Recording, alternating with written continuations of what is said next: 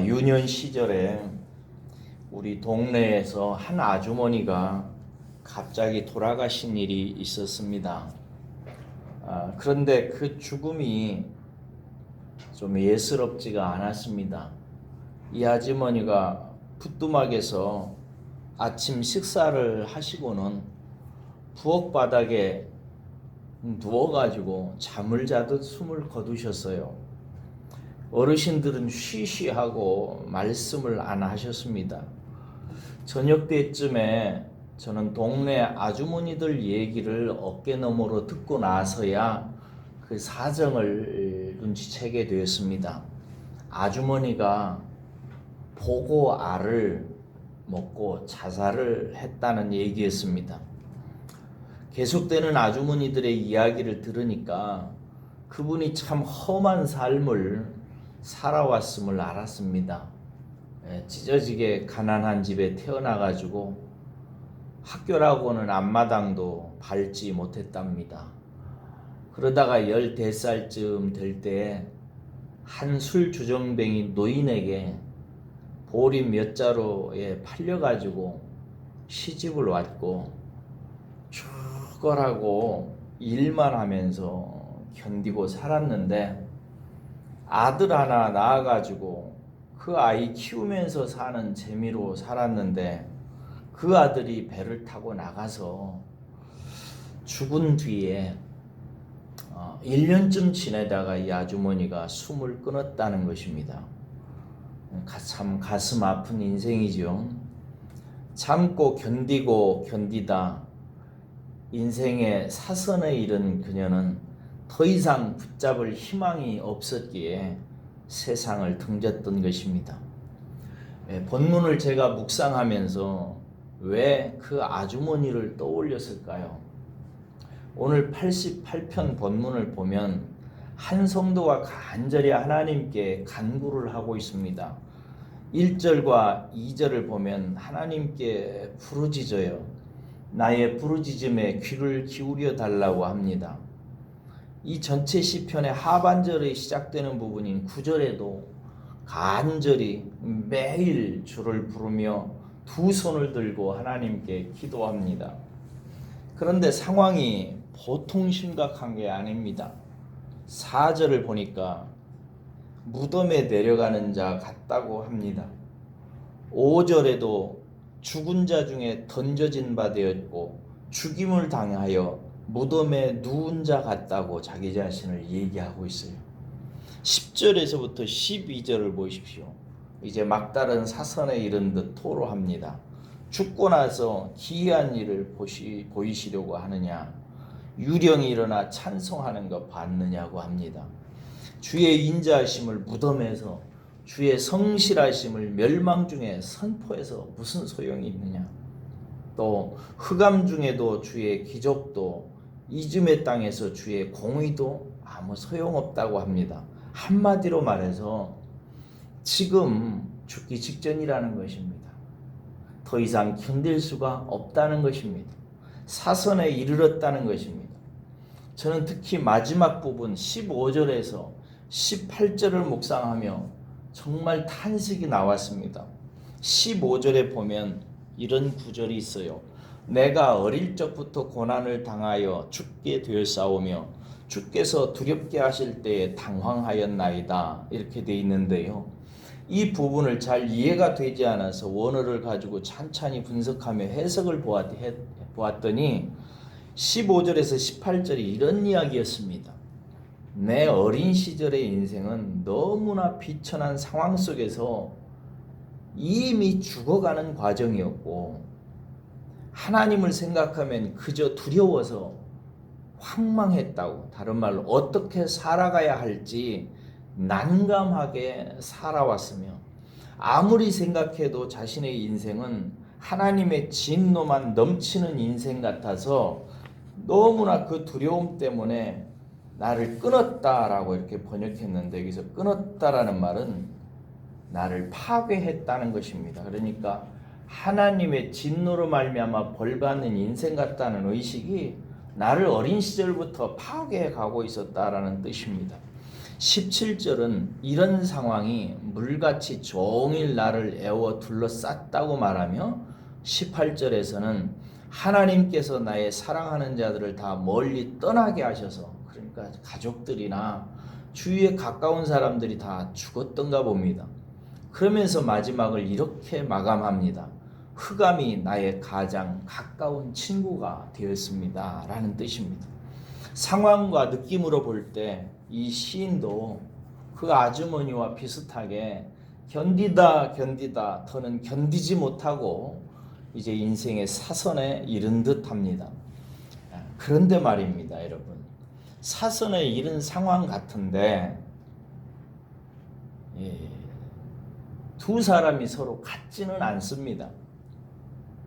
앞서 말씀드린 아주머니는 그 사선에서 더 이상 목숨을 부지하지 못하고 세상을 등졌습니다. 그런데 본문의 시인은 여전히 무엇인가를 붙들고 있습니다. 그 아주머니는 자신의 사선에서 더 이상 붙들 수 있는 게 없어서 인생을 접었는데, 본문의 시인은 더욱더 붙잡는 게 있어요. 주야로 목소리를 높이고 쉬지 않고 손을 들고 부여잡고 있습니다. 무엇이지요? 그렇습니다. 1절에서부터 확인되는 바와 같이 그것은 구원의 하나님입니다. 다 끝난 인생인데 이 시편의 저자는 그 끝난 인생을 구원하는 하나님이 여전히 그에게 계셨고 그는 그 하나님을 여전히 붙들고 있다는 것입니다. 더군다나 이 시인의 의식 속에는 웬일인지 하나님께서 이 모든 고통을 허락하셨고 하나님에 대한 두려움이 온 가슴에 가득한데도 불구하고 여전히 이 하나님을 놓지 않고 있고 이 하나님을 붙들고 있는 것을 발견할 수 있어요. 저는 이 시편을 묵상하면 좀 궁금했어요. 너무 암울하잖아요. 왜 이런 시편을 기록했을까? 고난 중에 기도하는 시편들은 많습니다, 사실 보면. 그리고 그 시편들마다 마지막은 다 괜찮잖아요. 좋습니다. 기도에 응답을 하시는 하나님이 마지막에는 다 고백되어지고 그 응답을 받은 시인의 찬양과 영광이 기록되고 있습니다. 그런데 오늘 시편에는 마지막까지도 흑암이 나의 가장 가까운 친구가 되었다라고 이렇게 끝납니다.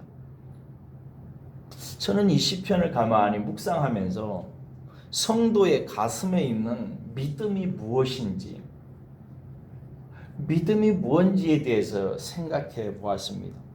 히브리서 11장 1절에 보면은 믿음은 바라는 것들의 실상이요 보이지 않는 것의 증거니 선진들이 이로써 증거를 삼고 살았다는 말씀이 나옵니다. 여기서 실상이라고 하는 단어는 휘포스타시스라는 단어인데요.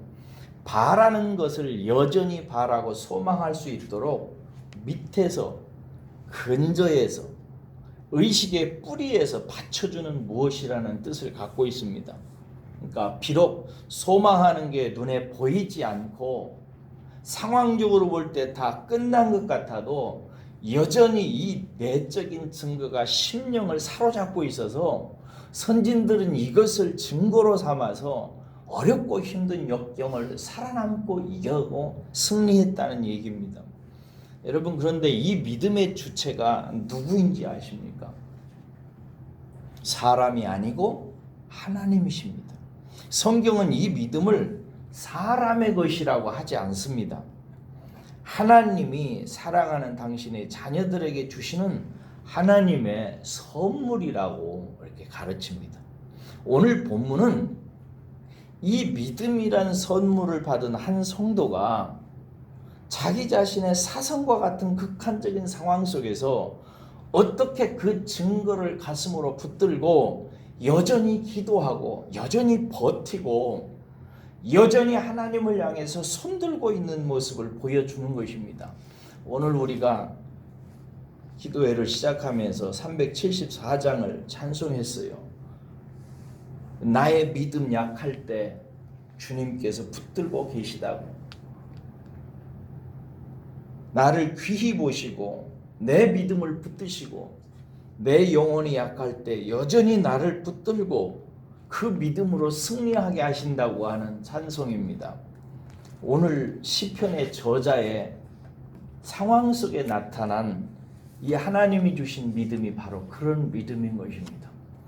아마도 이 시편을 편집해서 이 시편 속에 기록한 사람들은 바로 이런 믿음이야말로 하늘로부터 온 믿음이요, 이 하늘로부터 온 믿음을 가진 성도는 자기의 상황이 아무리 극한적인 한계에 있을지라도, 심지어 하나님이 나를 쳐서 내 인생이 흑암 중에서 끝난 것 같은 상황일지라도 여전히 하나님을 붙들고 살아가는 이 끈끈한 믿음을 가지고 있음을 시편에 기록해서 성도들로 하여금 이 믿음으로 승리해야 된다는 사실을 가르치기 위해서 넣었다는 생각을 하게 됐습니다. 여러분, 저와 여러분 안에 이 믿음이 있습니다.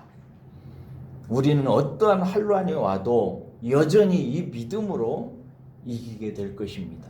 성경은 이렇게 선포합니다. 무릇 하나님께로부터 난 자마다 세상을 이기느니라. 세상을 이기는 승리는 이것이니 우리의 믿음이니라. 하나님께서 주신 이 믿음, 심지어 하나님까지도 너무 두렵고 힘들고 모든 상황이 끝났는데도 불구하고 세상을 이기는 믿음이 우리의 심령에 있으니 이것이 하나님께서 주신 선물이라는 것입니다. 이 믿음이 저와 여러분들에게 있는 줄로 믿습니다. 우리의 심령에 믿는 이 믿음으로 인해서 우리는 언제나 끝까지 견디고 이기고 승리할 것입니다. 오늘도 이 믿음, 하나님이 주신 이 믿음이 우리에게 있다는 사실을 기억하고 이 믿음 붙드시고 인도하시고 도우시는 하나님 안에서 오늘도 승리하시기를 축원합니다. 기도하겠습니다. 고마우신 우리 아버지 하나님, 똑같이 사선에 선 두 사람 중에 한 사람은 더 이상 기대고 소망할 데가 없어서 목숨을 끊지만, 그러나 믿음의 한 사람은 끝까지 하나님을 우러러보며 하나님을 의지하며 구원의 하나님을 붙들고 살아가는 모습을 발견합니다. 그리고 아버지 하나님, 이 끝까지 살아가는 사람 속에서 하나님이 허락해 주신, 당신의 사랑하는 자녀에게 주신 믿음의 깊은 근원을 봅니다. 아버지 하나님, 우리에게도 이 믿음이 있는 줄로 믿습니다. 그러므로 어떠한 상황 속에서도 우리는 승리할 줄로 믿습니다. 왜냐하면 이 믿음으로 우리를 붙드시는 하나님이 계시기 때문입니다. 사랑하는 아버지 하나님, 그러므로 오늘도 이 믿음 붙들고 이 믿음 안에서 이 믿음으로 승리하는 하루를 살게 하여 주옵소서. 감사합니다. 예수님 이름으로 기도합니다. 아멘.